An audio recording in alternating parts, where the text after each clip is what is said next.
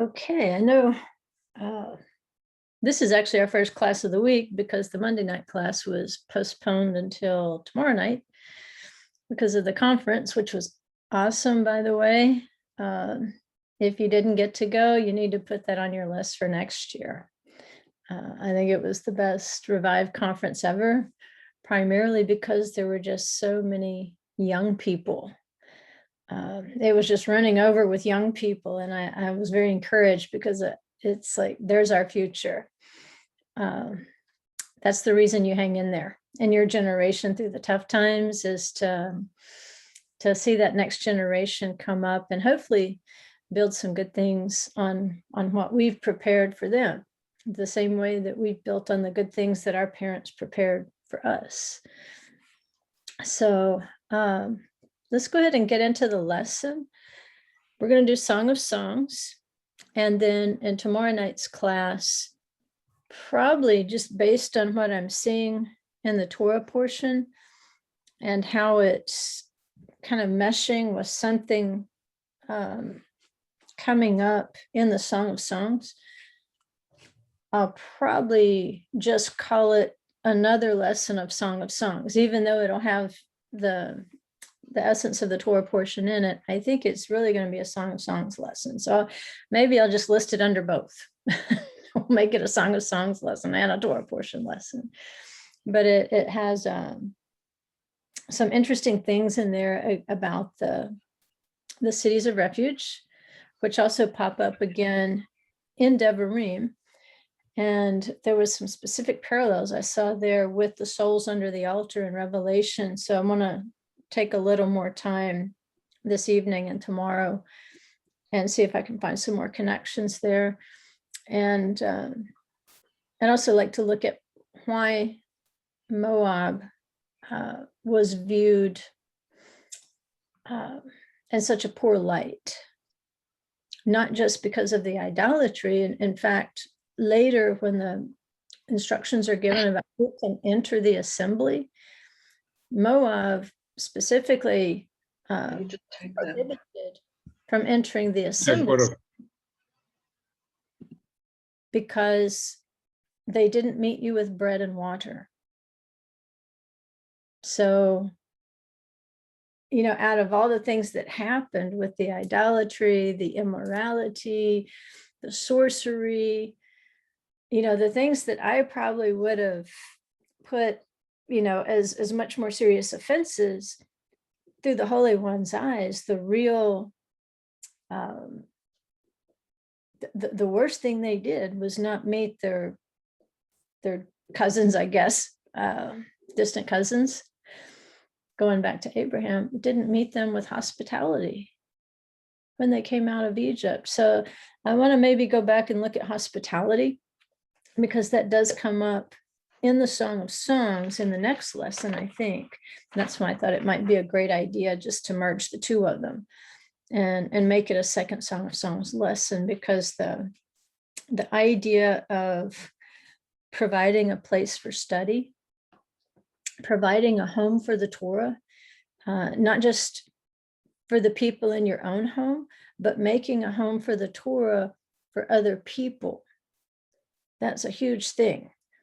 And so just looking at Moab, is that being their most serious offense, and then going back to the Song of Songs, where it's bringing out how much hospitality really does count by using some biblical examples here. So that's what we'll do. I'll quit talking about it and we'll just get into the lesson here. Share screen.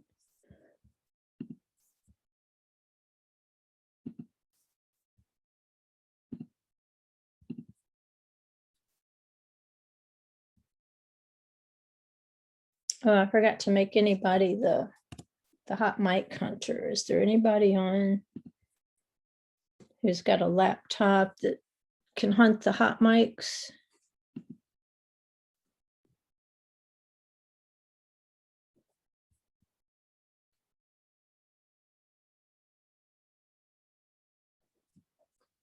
I see a lot of phones on here.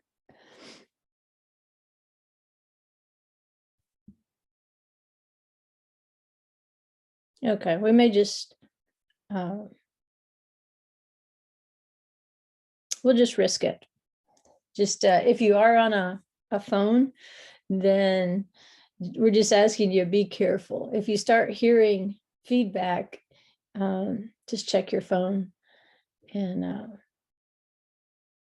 make sure it's not you that we're hearing. So, okay, we'll go back.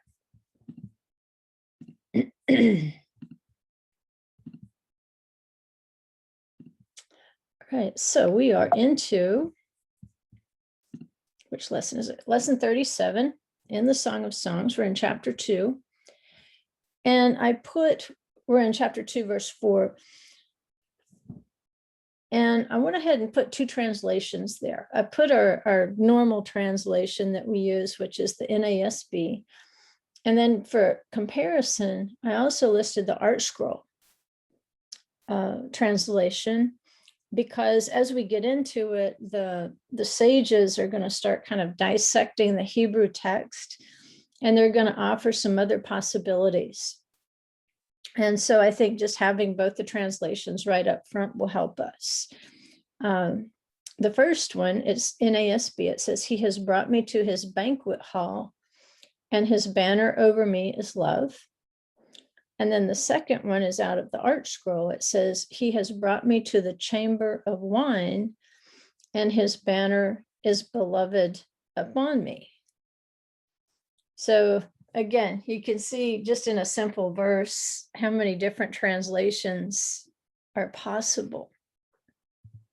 So I thought we'd better review from chapter 1 what we already know about wine, because we need those things that we already know about wine to help us decode what this chamber of wine is, and why we would even be brought into a chamber of wine.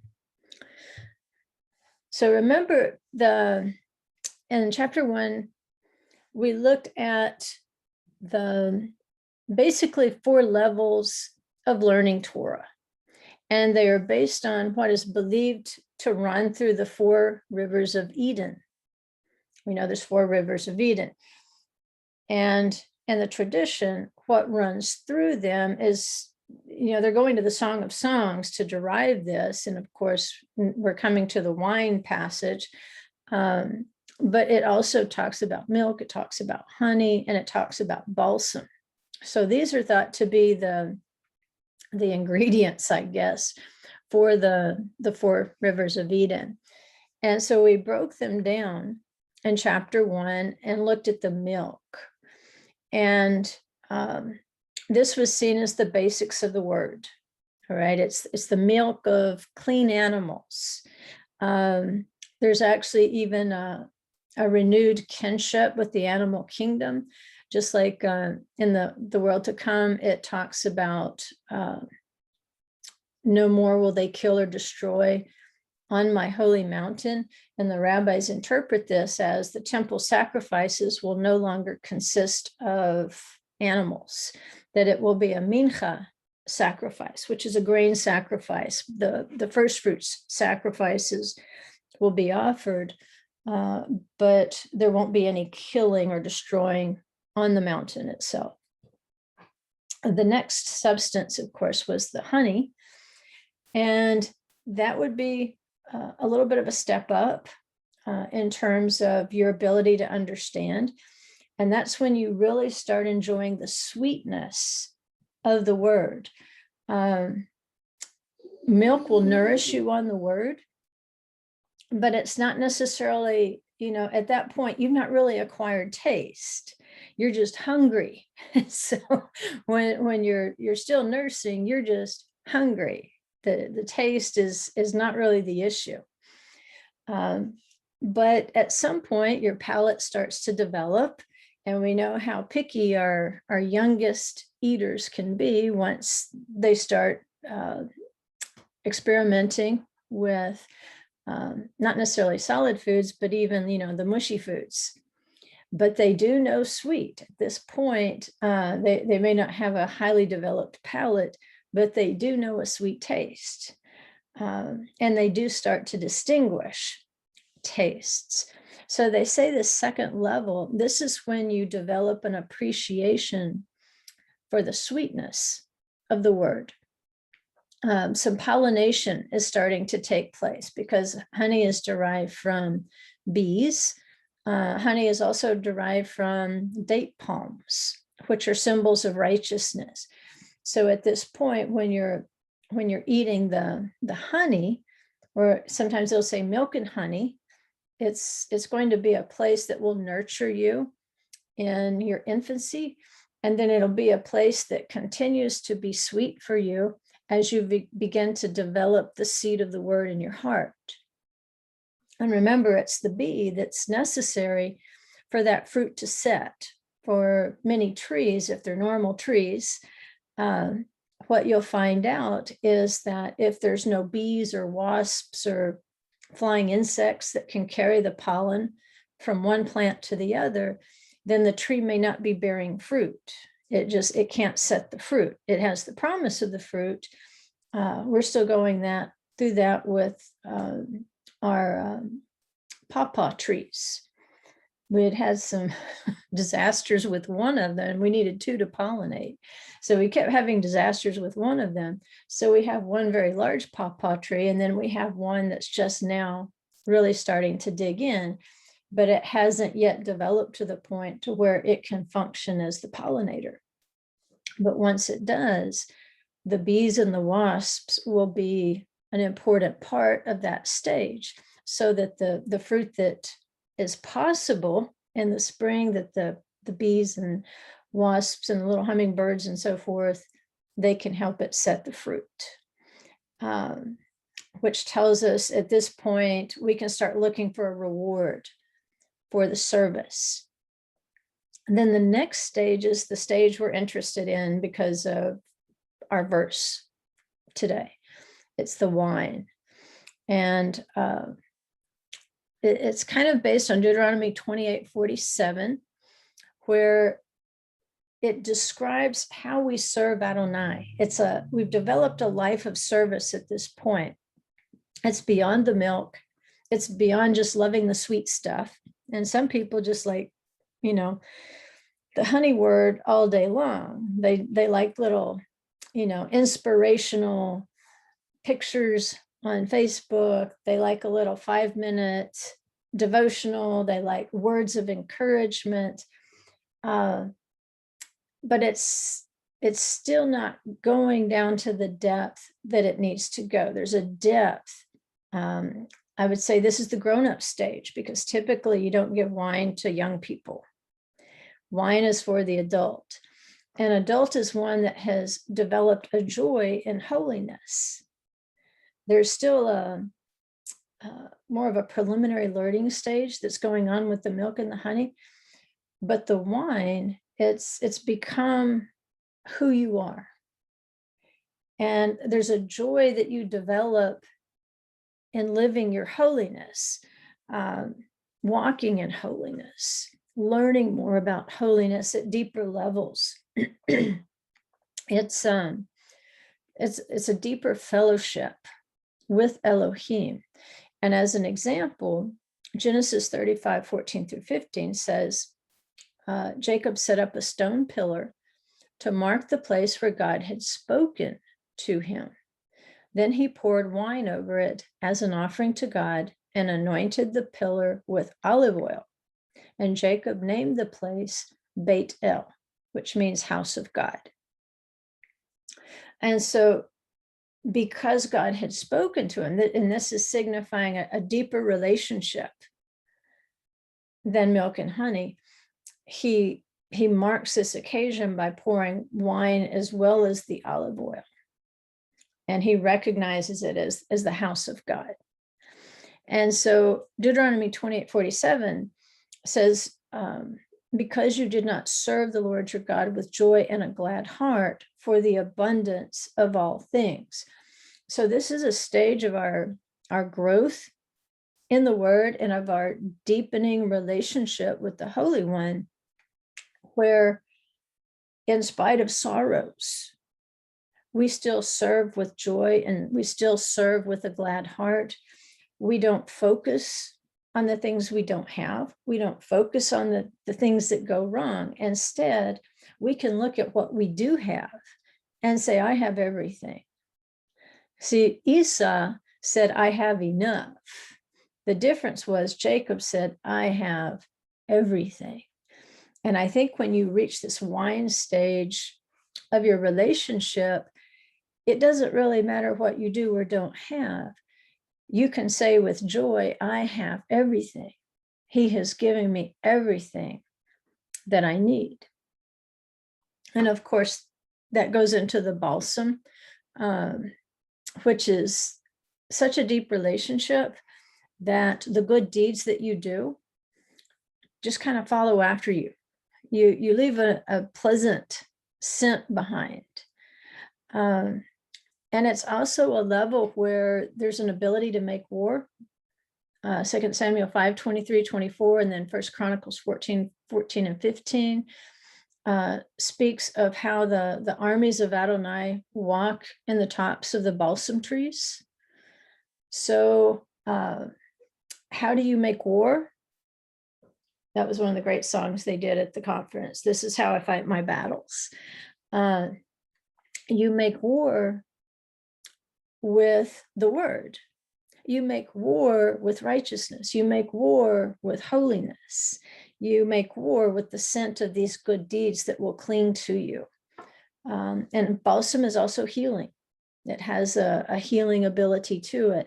And so when we have learned to manage and to handle his word in such a way that it helps to heal people, we're experiencing that balsam stage, because that's truly part of the war, is healing the nations. So it can stand also for healing outer and inner. But I wanted to review the wine specifically so that you could see the joy that is attached to that particular river and the closeness that has developed. It's like it's a place where you can truly have a dialogue with the Holy One.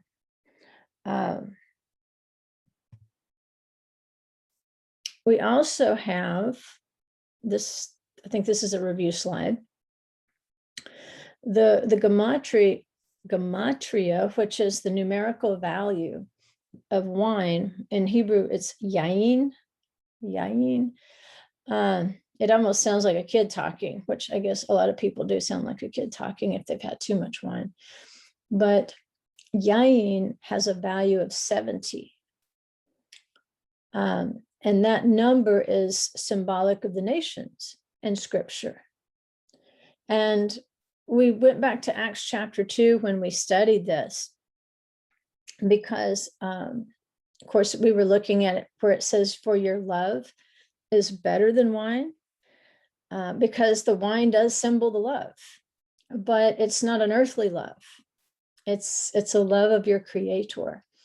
And so in Acts chapter 2, we saw where the disciples had gathered to pray at Shavuot, but there were also a lot of the representatives from the nations who had also gathered in Jerusalem. And so they heard the same voice that the disciples heard in Acts chapter 2. The difference, remember, we talked about how some of them were completely taken with the voice. They just instantly fell in love with it. But there were scoffers standing there who heard and they saw the same things. And these scoffers accused the disciples of being drunk with sweet wine. In other words, they're saying this is the result of natural wine. This is part of a natural process. This is not a supernatural process. And that seems to be the prevalent thing nowadays, even when you watch not Bible programs, but say archaeological programs or history programs on television. I don't know if we even call it television anymore. Wherever you watch programs, you'll notice how many ways the scientist will try to find natural explanations for miracles in the Bible. I mean, they will bend over backward to explain how all the plagues on Egypt were completely natural events. Now, I'm not saying the Holy One didn't manipulate natural events, but had he not manipulated them, they would certainly never have occurred on their own in that order, in that time frame. And this is what scoffers often do. They look at what the Spirit is doing in their generation, and they try to attribute what's happening to a natural process.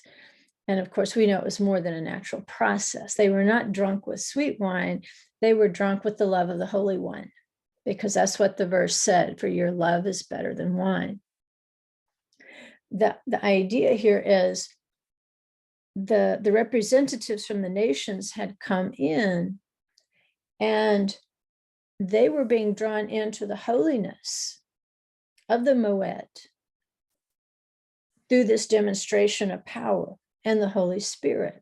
This is going to be different than Israel's past transgressions that we read about in the Tanakh, where instead of maintaining the love of their relationship with the Holy One, they start letting the gods of the nations mix into their wine of adultery. And you'll see that sometimes in scripture, how people are mixing their wine, or they're spicing their wine. And in the case of, I think it's, maybe it is Song of Songs, can't remember. There is an example, a positive example, where it represents preparing that relationship that you have with your Creator, but it's also a contranet. So it's saying you're mixing the gods of other nations in this cup of wine. And eventually this cup of wine of mixture, we know in the book of Revelation, we know that the kings of the earth who have committed harlotry with Babylon, they are going to drink a cup of wrath. They're going to have to drink it all the way down.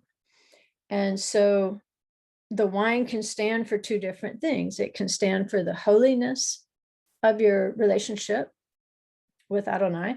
It can also represent the nations mixing in idolatry into what you're drinking. And what you're doing is you're mixing the wine, and you're trying to mix that which is holy with that which is idolatrous. And you can't do that. It can't be done.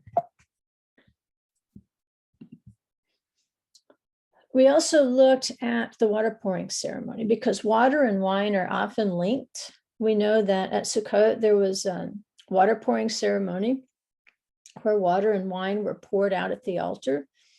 And again, this reflects the wine, the river of wine that's thought to flow in Eden.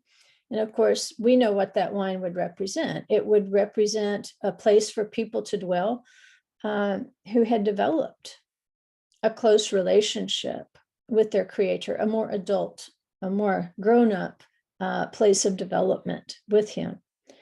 And this is also going to be a time when Yeshua stands up and declares Himself the source of living water. So that would make Him the source of living water from the Garden of Eden, but it also make Him the source of the wine.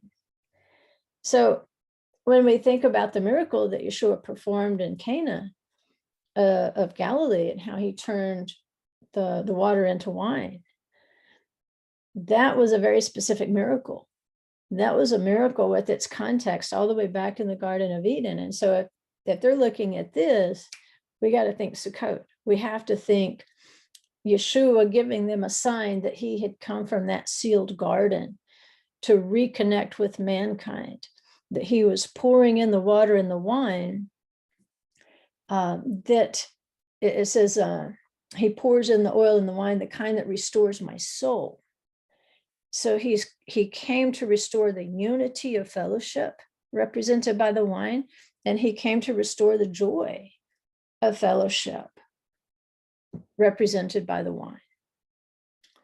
And we broke down the word mayim, because if this is correct, if the four rivers of Eden are actually flowing with these four substances, milk, honey, wine, and balsam, then mayim is water, but it's also wine. It's at the very same time water and wine. And I think that's what the miracle at Cana was demonstrating, that Yeshua is going to be the vehicle. He's going to be the door by which we can enter back into the garden and enjoy the rivers of milk, honey, balsam, and wine.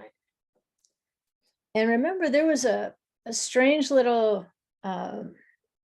rule, not a rule, it's a clarification, because, the question is, what constitutes a mikvah, an immersion, a baptism, as Christians would call it? Well, you must have at least 40 seah of water for it to be a valid immersion. That makes sure that you can get completely under and nothing sticking out. And they said if two adjacent bodies of water do not contain 40 seah, but between the two of them, they add up to 40 seah. Then it says you can fuse them together into a single mikvah by connecting a small hole. In other words, by transferring the water from one to the other.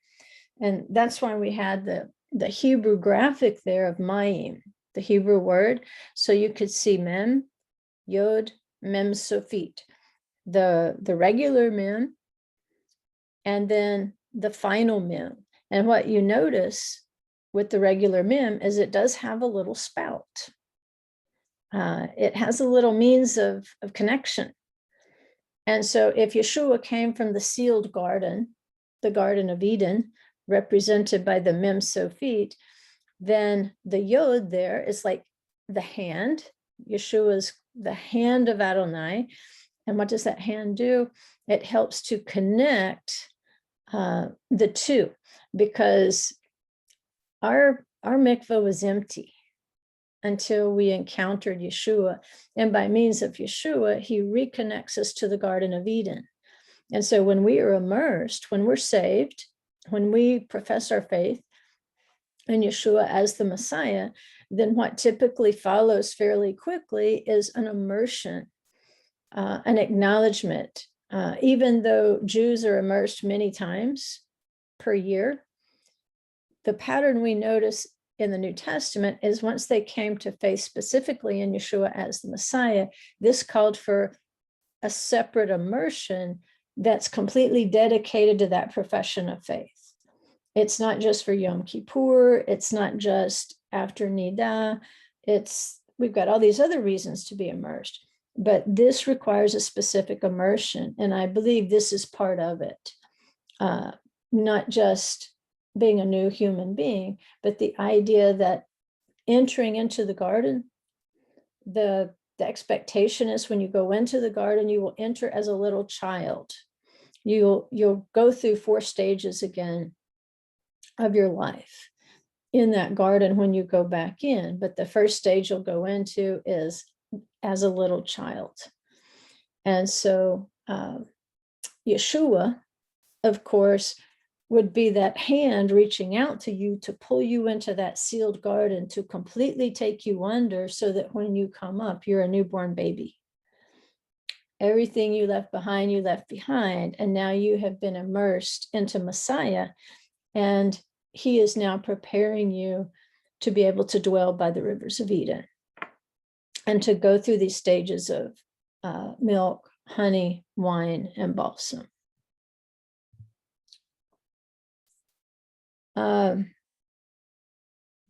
So associated with the accusation, when the scoffers saw that the disciples were speaking in the tongues of the nations, they were proclaiming the gospel, they were proclaiming the word to the nations.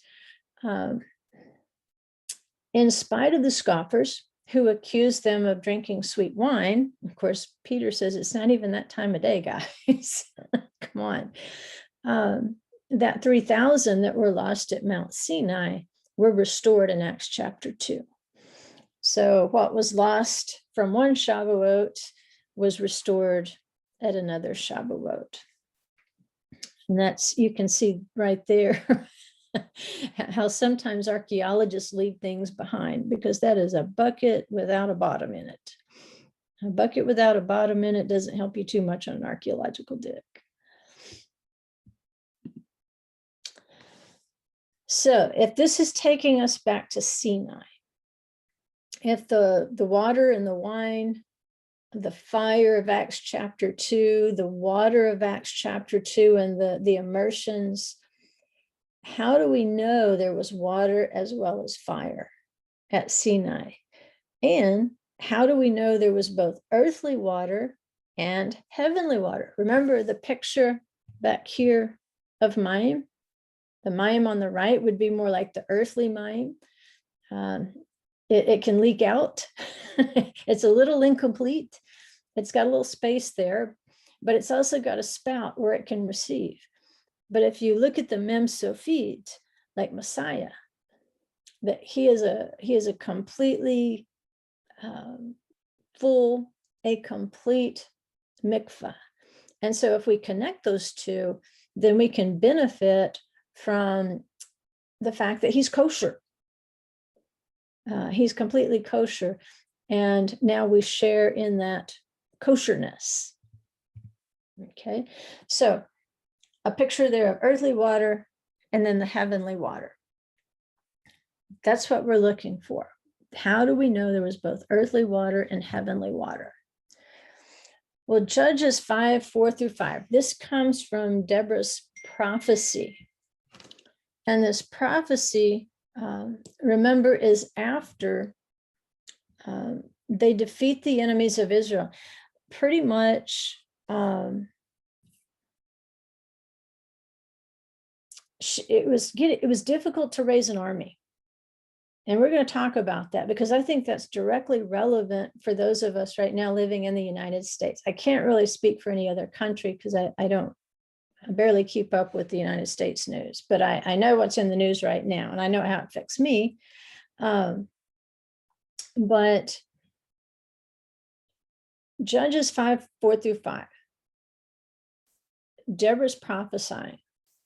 And she says, Lord, when you went out from Seir, when you marched from the field of Edom, the earth quaked, the heavens also dripped, the clouds also dripped water. Okay, that tells us that the water was coming down, right? The heavens dripped and then the clouds dripped.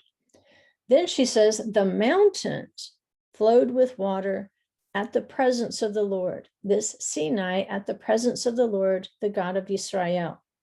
So then she tells us that what she's talking about is Mount Sinai. We wouldn't necessarily have associated that with a march from the field of Edom or a march from Mount Seir. But in her prophecy, Deborah places the events of Mount Sinai as originating, maybe not originating, but at least passing through the land of Esau, the field of Edom, what's called Mount Seir. And so he arrives at Sinai and the water is dripping down, but also it says the mountains overflowed with water at the presence of the Lord, this Sinai at the presence of the Lord, the God of Israel. I know everybody's big on Mount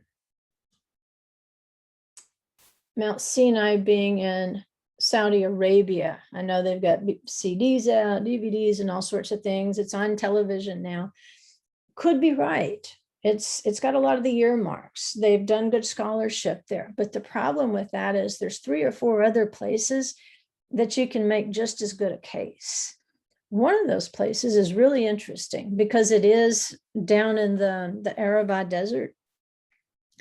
It's about an 1.5-hour Jeep ride from Tamar, which is where we hang out, where I'm always putting the pictures of.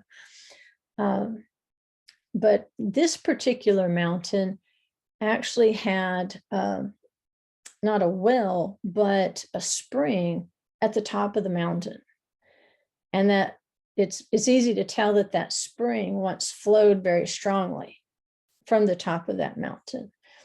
And then it's got some of the other things, like the standing stones and so forth. So Wherever Mount Sinai is, there's probably a reason we don't know exactly, because if we knew exactly, it might end up being like the bronze serpent. We might be more worried about the location or the physical mountain than about what it's supposed to symbolize to us and how it's supposed to change our lives.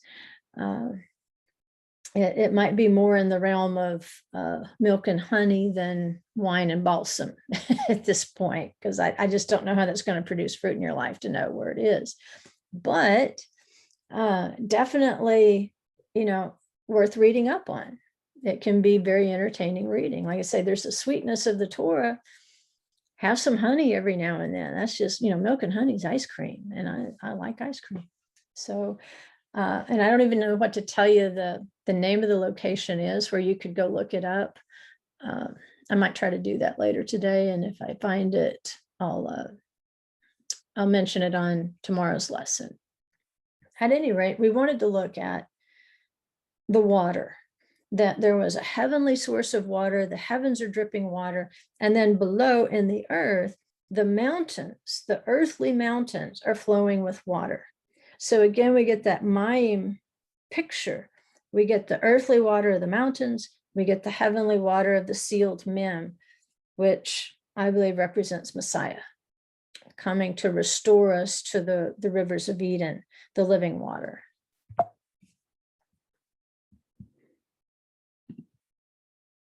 All right, now we're going to take what we just read in Deborah's prophecy, and we're going to match it to Isaiah. And the reason we're going to do that is because they're so similar. And if we can compare the context of Deborah's prophecy, which is basically Israel had fallen to such a spiritual low in some places that they had difficulty raising an army. They were very, what would the word be? Reluctant to go to war. And can we attribute part of it to we're not going to follow a woman anywhere? Maybe, but we also know that she was the judge of her time in Israel, and people would go up to her. So it's not as though she just popped out of a closet somewhere and said, hey, follow me, let's go have war. No, she already had a reputation as a prophetess and a judge in Israel. So she already had those credentials. Now, did it make a difference with some people? I'm sure it did. It still does today. It still makes a difference if the prophet is a prophet or a prophetess, if the judge is male or female. But in this particular case, there were certain tribes that would follow her. And of course, the victory was given to them. So that's the context. And if we were to read that whole prophecy, she talks about the tribes who just sat around and thought about it. They wouldn't get up and do anything. They just sat around and thought about it. What did it say? They were great contemplations of heart. And, contemplations of heart are great, but when the enemy's at the gate, you've got to pick up your sword, you've got to pick up your spear, and you got to go to work. Remember it talks about spiritual battles. And this is part of that grown-up level. The armies of God marching in the tops of the balsam trees. That's a very mature level. And not everybody knows when to go to war and when to stay home. So let's look at Isaiah 63. And we'll do verses 1 through 6. And just compare this passage with what we read of Deborah's prophecy from Judges. That says, who is this who comes from Edom with garments of glowing colors from Botzra? This one who is majestic in his apparel, marching in the greatness of his strength. It is I, the one who speaks in righteousness, mighty to save. Why is your apparel red and your garments like one who treads in the winepress? He says, I have trodden the wine trough alone. You can see why we're reading this. It has to do with the wine. And from the peoples, there was no one with me. I also trod them in my anger and trampled them in my wrath. That kind of recalls Deborah's song, because at first, nobody's wanting to go up to war. And finally, they raised some tribes to go up to war. This is a messianic prophecy. He's in Messiah saying, I have trodden the wine trough alone. There's not going to be any from the peoples who is going to help me. It says, from the peoples, there was no one with me. I also trod them in my anger and trampled them in my wrath. And their lifeblood is sprinkled on my garments, and I stained all my clothes. For the day of vengeance was in my heart, and my year of redemption has come. I looked, but there was no one to help. Again, that's kind of recalling Deborah's situation at first. He says, and I was astonished, and there was no one to uphold. So my own arm brought salvation to me, and my wrath upheld me. I trampled down the peoples in my anger and made them drunk with my wrath, and I poured out their lifeblood on the earth. So right there, you can see why I'm interested in maybe looking at those souls under the altar in tomorrow's lesson and picking up on the cities of refuge and what brings about atonement for lifeblood. At any rate, you can see this is like a longer, more apocalyptic version of Deborah's prophecy. And in this case, Messiah himself, he's saying, if nobody else will stand up and fight with me, I'll do this alone. And the difference here is he's looking not for people who have tasted the wine of the word, who have developed that mature relationship, that joy in the word. And you say, well, what will uphold us in the last days? We talked about roots last week. What will help me drive my roots down deeply?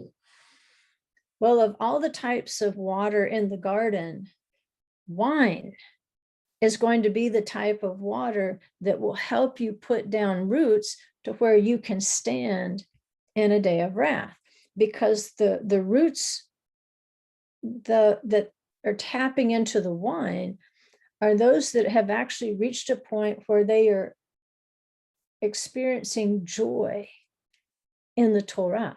And like I said, no matter what, no matter how much you have, no matter how little you have, no matter what you have in between, whatever you have. And this was something the Israelites struggled with in the wilderness. They had so much, but often all they could see was how little they had compared to other people. And so the temptation will be in a day of wrath to look around and say, well, other people have this and this and this. Or before I was on my Torah walk, I could do this and this and this. And now I can't get away with anything. But he says, no, when you reach the wine stage, you're not looking behind you. You are so happy. I mean, you're like the disciples. They put you in prison. They put your ankles and your wrists in chains, and you just start singing because you look around and say, oh, I'm overjoyed. The word just starts coming to them and they start experiencing joy. That's a level of the word that I don't think a lot of people have attained yet. I mean, when you look how they're running around with their hair on fire over politics, over economics, over, I don't know, whatever it is they're running around with their hair on fire about. And I'm thinking, my goodness, if you're this bent out of shape, what are you going to do when the real horsemen come? This is just preparing the way. And so you're running around in confusion instead of learning how to take joy in what he has given you, because what he has given you so far outweighs what you don't have. The peace that he's given you has so far outweighed the confusion out in the world. The foundation he has laid for you in his word is so much steadier than any other system we could lean upon. And so when he starts kicking those supports away, what's going to happen is what's in our heart will be revealed. Will we uphold him? Will we say, yes, it was in your word. We've been reading it our whole lives. We knew this day was coming. And so we are going to uphold you in this mission. And we are going to take joy in the treasures that you have put into us for these last days to sustain us. You have sustained me. That one of the next verses we're going to read is, you sustain me with raisins. You're going to sustain me from your vineyard. And we trust in that no matter what's happening, no matter how the wrath is going out into the world, we know that he will sustain us because we are going to be sick with love, it says. We are going to be so in love with him and his word that people will think we are drunk on sweet wine. They will not be able, because the scoffers can't tell the difference between a natural and a supernatural process.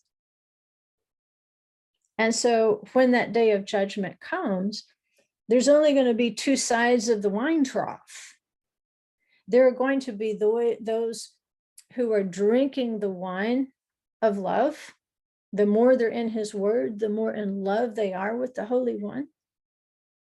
And then others who have drunk the cup of wrath, and it's going to destroy them. Now that's sobering. It's very sobering. But like I said, if we can't run with the footmen, then how will we ever run with the horses when those 4 horses go out?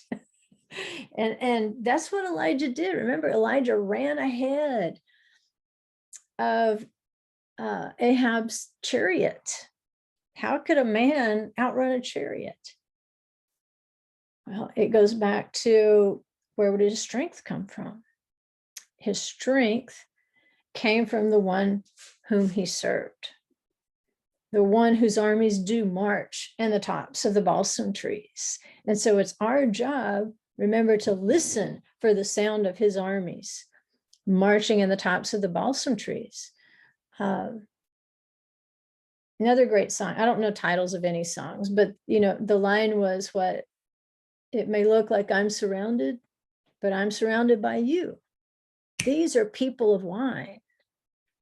These are people who have joy in his word. And there is no earthly thing that can remove that joy that they have in his word. It's a stage, it's a stage of growth. It's not just milk and honey. It's not just nursing. It's not just the candy of the word, the latest wow. It's actually put down roots. You're tapping in to the Garden of Eden. You're living already with one foot in the garden.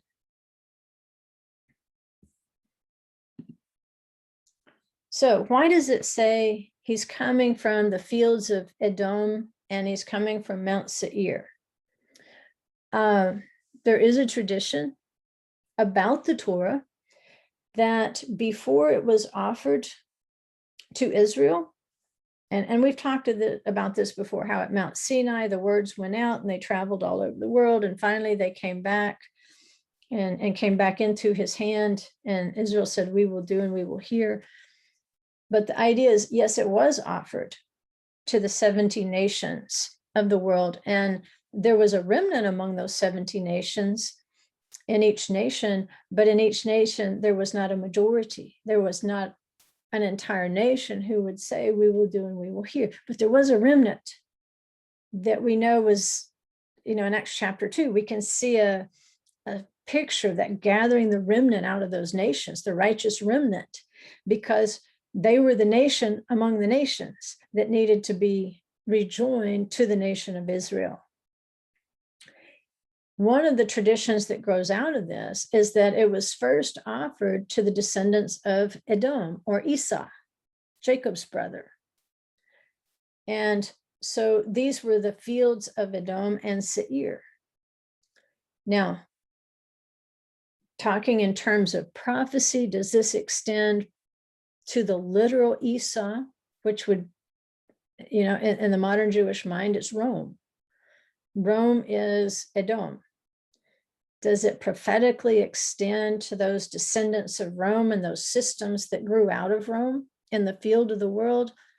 We don't know exactly. I don't think we do. Somebody may know exactly. I don't know exactly. I wouldn't want to commit myself to that, but I am very sure that, the major systems of the world will fall under this. And so where it says the fields of Edom, Yeshua in Matthew 13:38 says the field is the world.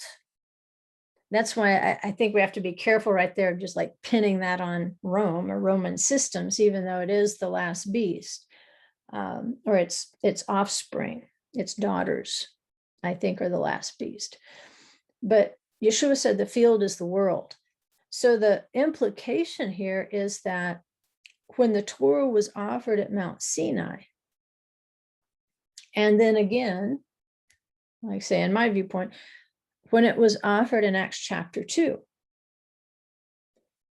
he says the field is the world. The word is offered to the world. And it says, and as for the good seed, these are the sons of the kingdom. The implication here is that good seed can go out into the fields of the world. And then he goes on, later he talks about how they're going to be gathered in. They have to be gathered into the barn. He says, but these are the sons of the kingdom. And the weeds are the sons of the evil one. So when he comes from the fields of Edom and Mount Seir, I believe what Yeshua is trying to help us understand is that when Yeshua returns to Jerusalem, he will have been out in the field. And that should sound familiar to some of you as we get into closer to the fall feasts, because there's a specific time, where it says the king is in the field. But I think what he's saying here is there will be an offer all over the world. He says that, the gospel is going to be preached in all the world. The field is the world. That seed is going to be thrown out there for anyone, any part of that remnant that's left. And I think this is what's referred to as the fields of Edom. So people who are specifically looking for some apocalyptic event to happen at Petra, for him to literally physically come from Edom down in the south of Israel, where Mount Seir is possible. But I don't think that's the most important thing he's conveying to us. I think the most important thing he's conveying to us is Messiah will start in the field of the world. He will gather his own, but he's also going to start trampling some grapes.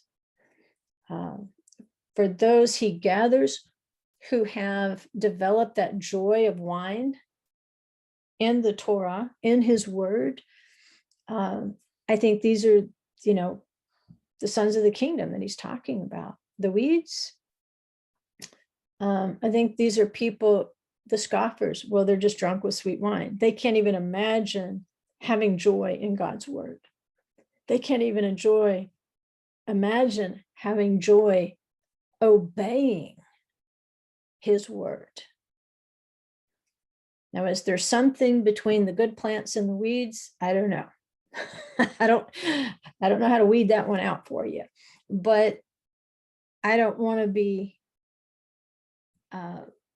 unsure where I stand with regard to the word. I want to grow in it. I don't want to be a nursing baby. I don't want to just be eating the candy of the word. I want to grow to the level of wine and balsam. I want to take total joy in his word, because that goes hand in hand with having total joy in his presence in your life, having that relationship, having that dialogue like Jacob did at Bethel, where he poured out the wine and the oil. So, how am I doing on time? Not so good as usual. Here's something that came up just because I went back to this passage. Deborah's prophecy made me curious because I was looking for the wine. Found the wine in Isaiah, then realized, okay, Deborah's prophecy, it's not identical, but it definitely is like almost a seed form of what Isaiah prophesied. Her prophecy, when I read it in Hebrew, it had a specific couple words in there that I think are relevant to the United States today. And like I say, I can't speak for any other nation. You alone, if you live in another nation, know whether this matches. But for Americans, because of the way that our Constitution was written and so forth, the idea of removing weapons from an American household, unless you have committed some, felonious crime, the average American having the right to bear arms, most of us are looking forward now and saying, you know what, in 20 years, it may not be a given that we will be able to own a weapon such as a firearm. And it reminded me of what Paul said. He says, the natural is revealed first, then the spiritual. And then at Revive, we watched the last session that Brad Scott taught at Revive. And he gave statistics. I don't remember the numbers now, but of what percentage of Americans in the early 1900s were farmers and lived in rural areas versus how many now have become urban or suburbanized. And so there's been a shift. Just a second.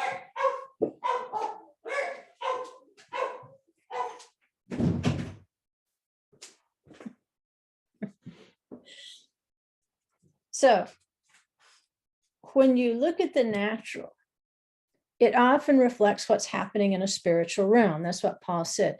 When you see something happening in the natural realm, then look for the spiritual that's just beneath the surface there. Because the big push right now in the United States is to de-weaponize citizens, to de-weaponize us. And if we go back to this particular time where Deborah was the judge, it's Judges 5:7-8, it says the peasantry, and I put in brackets for you, rural population. It refers specifically to people who live in rural areas. The peasantry, the rural population came to an end. Chadelu, it came to an end. And then that word is repeated. They came to an end, chadelu, in Israel until I, Deborah, remember she's a bee. The root of her name is not just devar, which is the word, but the bee, devorah. Until I arose, a mother in Israel. It says new gods were chosen, then more was in the gates. In other words, the Israelites were moving into idolatry and choosing new gods. When that happened, then the war comes to the gates. So we say, why does it feel like we're at war right now?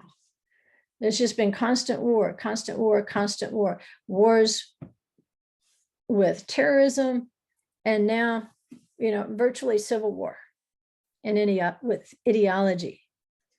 War, contention. There's never good news. What happened? No gods were chosen. It might say, in God we trust on our money, but we're pretty sure we don't trust in him anymore.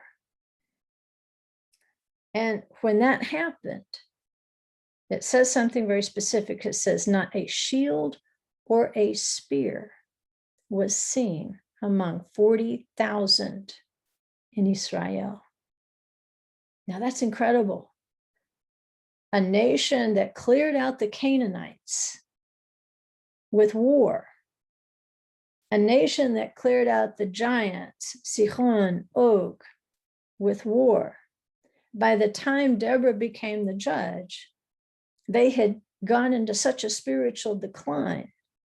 They had chosen new gods.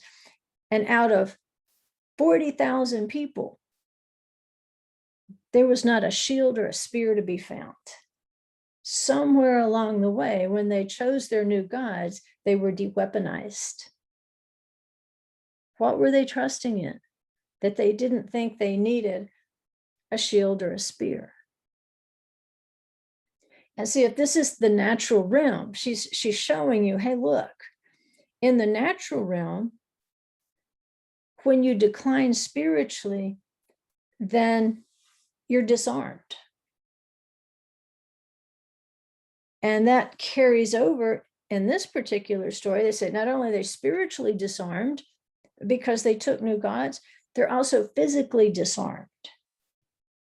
And so if we see them physically disarmed, it means the spiritual disarmament already took place. And she links this to a decline in the rural population. And of course, the reason for that was that the country had become so lawless that it wasn't safe to live outside of a city. You needed to live in a walled city to be safe. The roads weren't safe.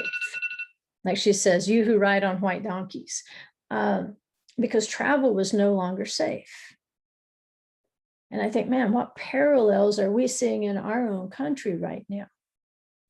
What Deborah prophesied feels like exactly where we are. That we've been gradually spiritually disarmed.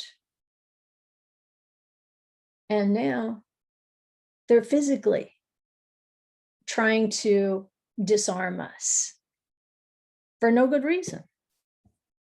For no good reason. And again, the rural population in our country historically has been the most conservative. I don't know if some of you who aren't from the United States have ever heard of the Bible Belt, but it's kind of a swatch across America that is called the Bible Belt because it held such conservative biblical views, morals. And the problem is, like Brad Scott was saying in that last message, is the populations have been redistributed. It's no longer a nation of family farms. It's no longer a nation that knows how to work the earth. It's no longer a nation that plants seeds. It's no longer a nation that cultivates seeds, has harvests. People think food comes from grocery stores.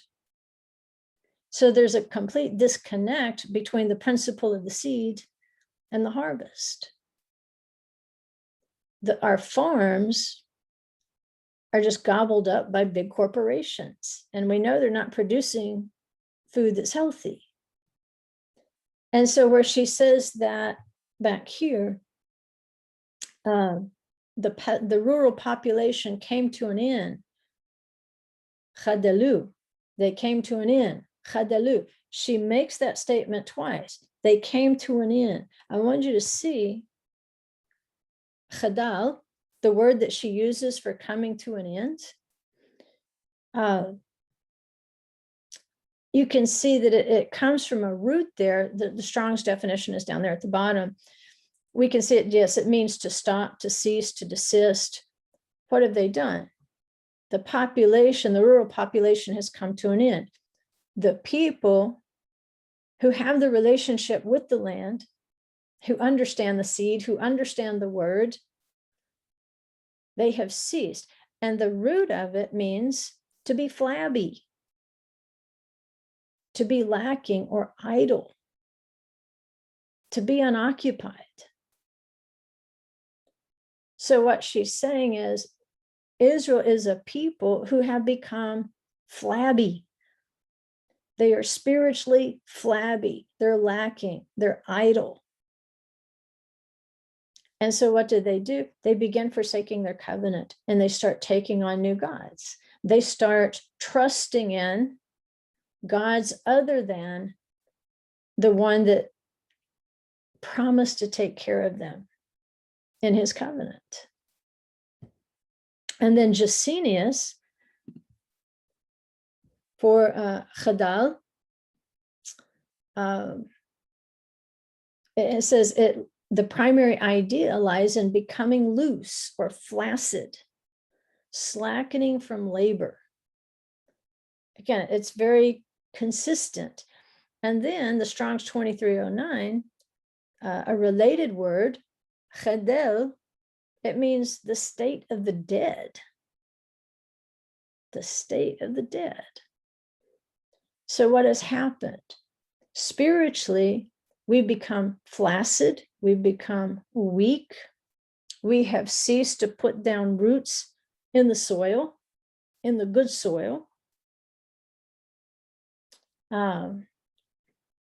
We've entered into a state of the dead.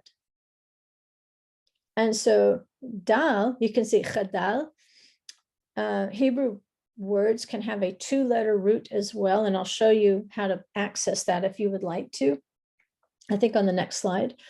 But dal in Hebrew is poor. A poor person is a dal. So chadal, it's like saying the poor life. But let's look at this 2-letter root of dal. It doesn't just mean poor. I did a screenshot of some other explanations here where it uses that 2-letter root of dal. And it means dangling, weak, thin, to dangle, a loose thread, to slacken, to be feeble, which leads to, with dalal, to be oppressed. So why does it feel like we're being oppressed?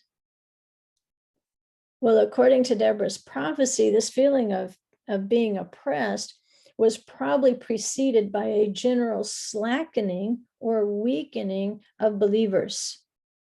And I'm talking specifically through the United States. You have to kind of apply this to your own situation, may or may not apply. But that's the pattern that Deborah's giving us. When you become flaccid spiritually, you're going to become feeble, you will become disarmed, and then the enemy will come to the gates. When there's not a spear to be found in a population of 40,000, that's a pretty severe decline, whether you're looking at your ability to make war or defend yourself in the natural realm, or whether you're looking at your ability to defend yourself or to make war in the spiritual realm. And if that interests you, if you're interested in those 2-letter roots, I put the website up there at the top on the slide. It's www.2letterlookup.com. And all you do is you'll click in the little box or the Hebrew letters, you click to form the word or the root that you're looking for. And it'll pull up, this is just a partial list, but it'll pull up a list like this. And as you scan through there, you might see some things like, okay, chadal, if I look at dal, it's very similar to chadal. So that 2-letter root could kind of fill in the blanks for you, or maybe just reinforce what you saw from the 3-letter root. So we'll wrap this up here, I guess, until tomorrow. My point is that here, the Bible Belt, a nation with a Bible Belt. It talks about Yeshua. He's going to be girt about.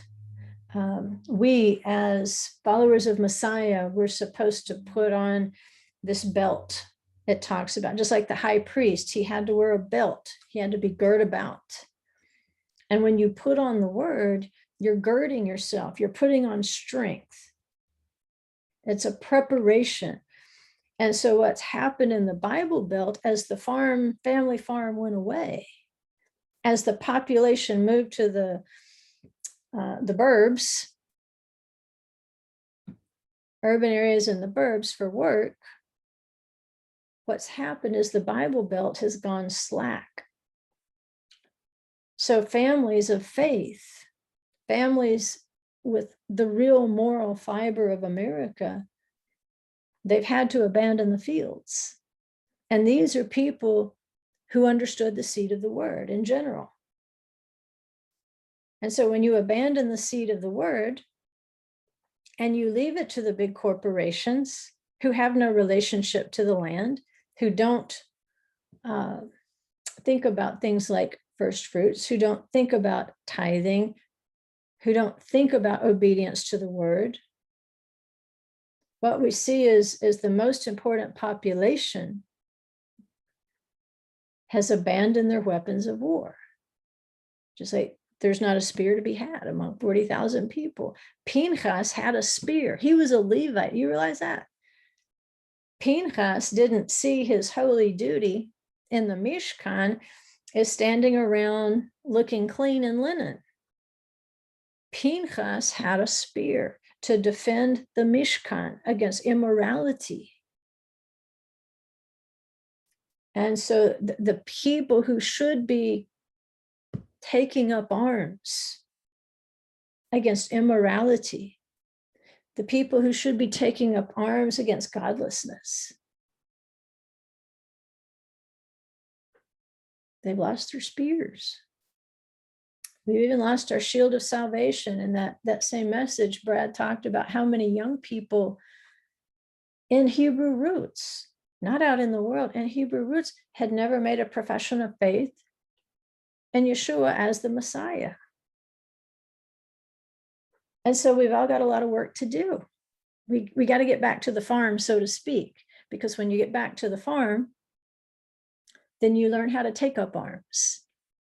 You reestablish that relationship to the word, because in the Torah, the farmers and the livestock owners, those were the foundation of the temple services. You could not celebrate a Moed if you didn't have a healthy population of farmers and ranchers to bring the sacrifices, to bring the tithes, to bring the first fruits.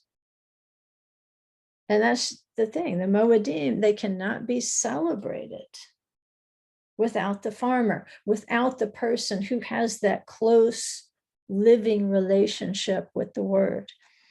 And so that's not for us to despair. I'm hoping that's an encouragement to us to make sure that we are deepening our relationship with Yeshua as the Messiah, that shield of salvation, that we are deepening our relationship with the word so that we can reach the level of wine, of joy in the word, even when